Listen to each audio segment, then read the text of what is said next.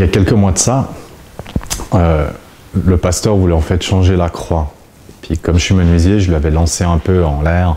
Je lui ai fait, bah, écoute, je t'en ferai une nouvelle croix.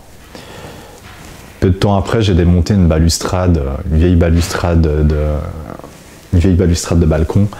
Et puis je me suis dit, oh, bah tiens, j'ai trouvé le bois qu'il me faut. C'est le bois tout pourri et tout ça, j'aimais bien. Alors j'ai commencé à faire le bois, l'assemblage, etc. J'ai commencé à la passer aussi, à découper à la scie à ruban, parce que je trouvais ça super marrant à faire, puis je trouvais ça esthétique. Mais je trouvais que la croix, elle était un peu nue. Alors j'ai pensé, on avait des bouts de miroir dans l'atelier, donc je me suis dit, ah, je vais faire comme les croix catholiques ou orthodoxes, avec une sorte de flamboiement à côté, etc. En plus de ça, je vais mettre du miroir, les gens vont pouvoir se refléter dedans, refléter dans la croix. C'était bien, le concept était assez bon.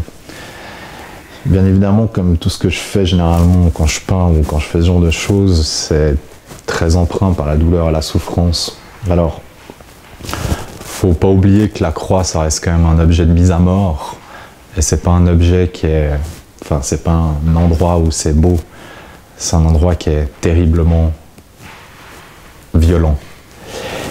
Et je vous laisse imaginer que quand le pasteur a présenté ça au conseil de paroisse, elle a été évidemment refusée. Un peu trop violent, un peu trop extrême. Et je me suis rendu compte aussi, ben voilà, que les églises, elles ont évacué cette souffrance. Elles ont évacué tout ce qui était tout ce qui était violent finalement dans la Bible. On chante des chants qui sont tout le temps joyeux, tout le temps de victoire, d'allégresse, etc. Mais enfin, quand je lis les psaumes, la moitié des psaumes sont des chants de lamentation. C'est quand la dernière fois que vous avez fait un chant de lamentation? On connaît tous le psaume 23, Dieu est mon berger. On oublie souvent le psaume 22 qui est juste avant, mon Dieu, pourquoi m'as-tu abandonné? Et c'est, je trouve, dommage, parce que je pense qu'on n'est pas en phase avec la réalité du monde, en prônant toujours le bonheur et toujours le bien-être et toujours la joie. On manque souvent de pessimisme dans nos églises.